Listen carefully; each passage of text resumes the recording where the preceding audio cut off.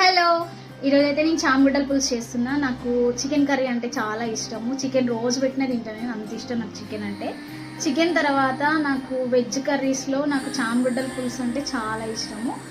అయితే ఇప్పుడు ఈ సీజన్ కదా, చాలా మంచిగా దొరుకుతున్నాయి అనమాట. తెచ్చుకున్నా. ఇప్పుడు వండుతా, ప్రాసెస్ చూపిస్తా చూడండి. ఓకేనా, ఎలా చేస్తానో. నీ పేరే పిలిచేనులే, నీ పెంచితోనే అల్లాడే ప్రాణం, నిన్నేలే తలచేనులే. యాది నీ చిలిపి చిరునవ్వే కురిపించు, యాది నీ చూపే ఎదలో దించు, యాది నీ ఊసుల ఊయల్లో తేలించు, యాది నీ ఊహను నాకందించు, ఏది నాపై ఇష్టం చూపించు, ఏది ఎప్పుడు దూరం తెంచు, ఏది ఇంకా మై మరపించు, ఏది జతగా చేయ.